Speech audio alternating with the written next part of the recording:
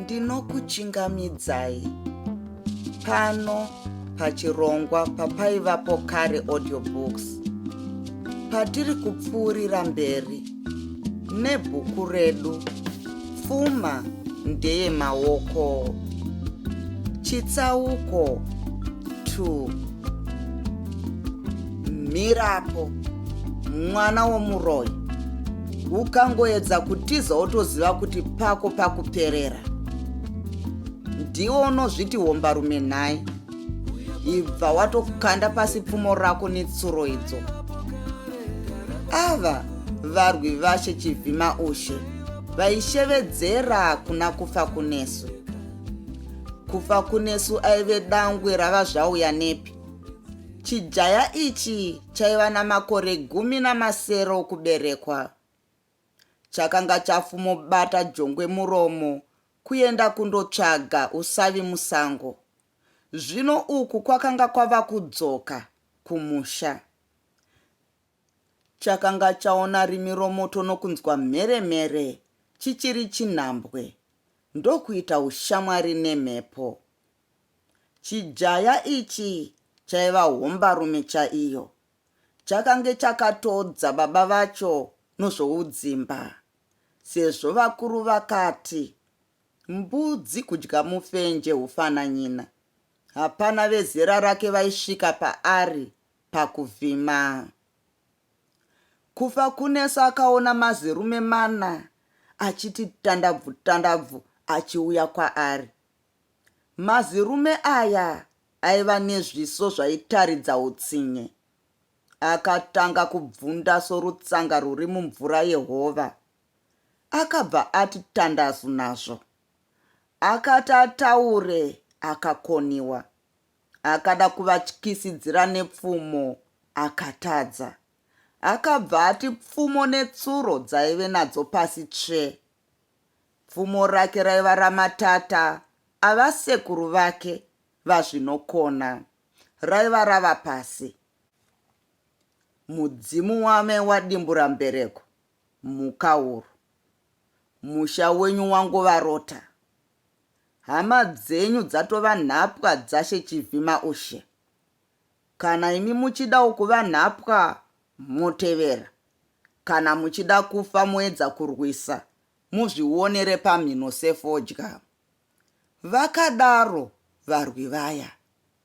Achizviti bamama, kufa kunesa akangokwanisa kuti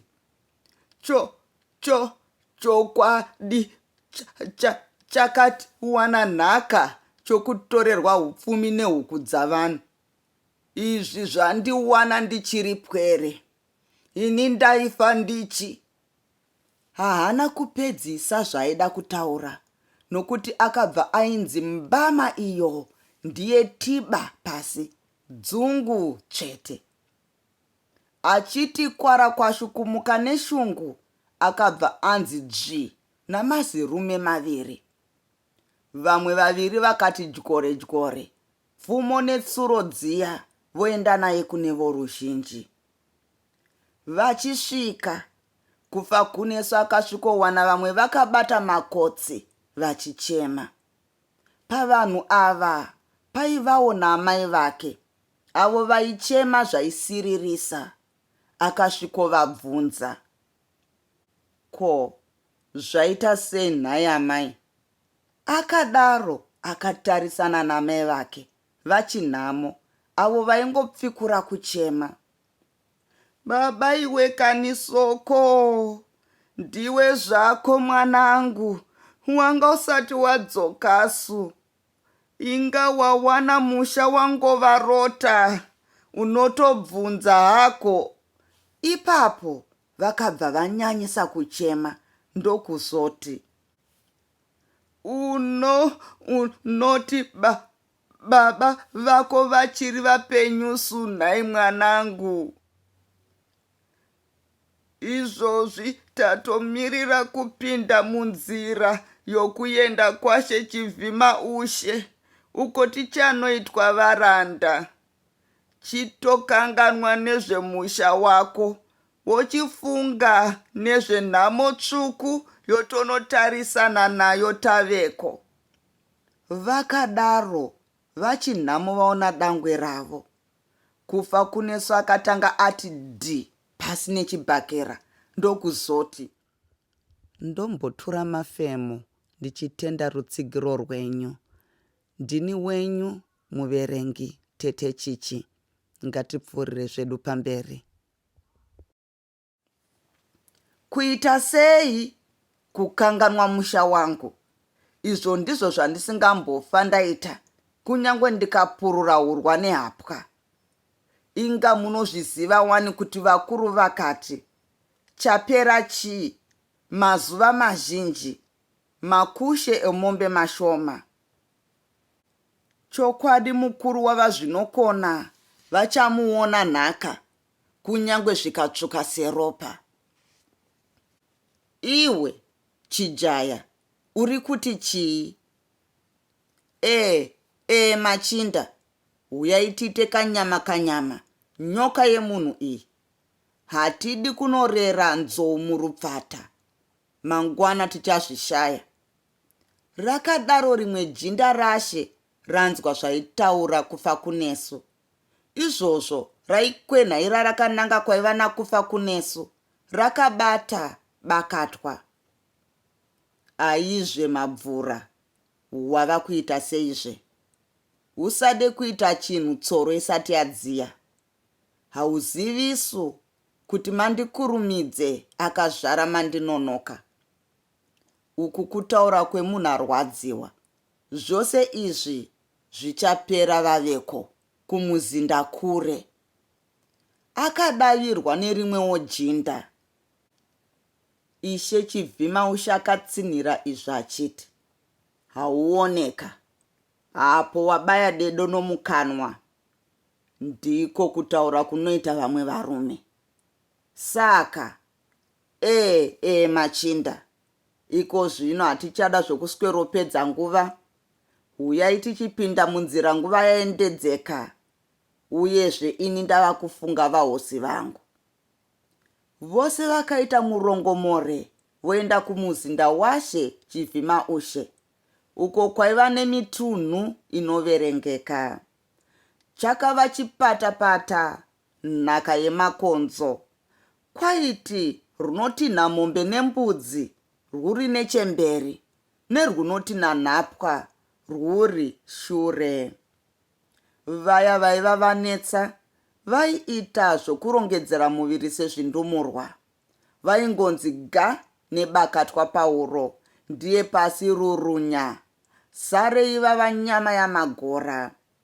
Vachinhamo vakatimba mitunhu yose iyi, vachingopfikura kuchema murume wavo, uyo akanga avafuratira.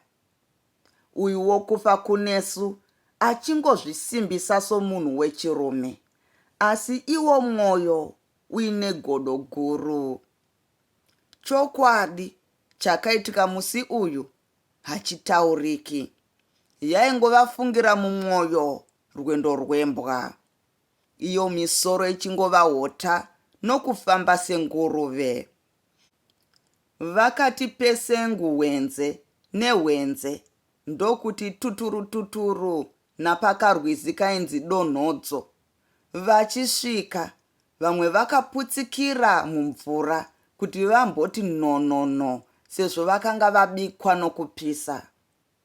Hai, nyoka dzavanhu, mbudzi, munoti ndini marweisu wamunoita zvedambe naye. Yambukai, tinoda kusvika nguva ichiripo. Munoda kutibata kumeso, mugoti nzvenga nomuhwendzve merwizi nhai.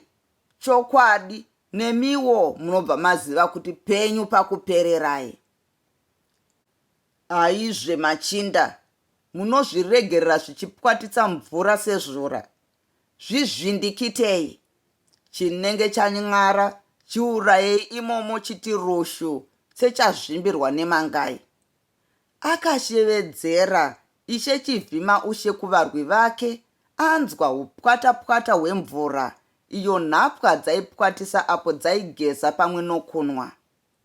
Varwi vashe vachinzwa izvi, hwakava upwati-pwati hwokurira kwemusana yenhapwa yaidautswa nezvamboko. Apa zvino ndipo pakabohwa mbwende. Vamwe vakasara vachiti rushu-rushu mumvura samatapi. Vachangoti kwire-kwire kumukwidza kwokubva murwizi. Zidhangangure reganga rakabva rati che mberi kwavo. Vakatanga kuritimba. Iro jeka-cheka rikati handei. Rakatanga kuchenyengura tsoka dzavo, dzikaita sedzachekwa nezvisvo. Vakadzi nevezera rechidiki vakashinyira sehova dzakazarisa nokurwadziwa, sezvo vakuru vakati, atanda nondo hatyi makanga kureba.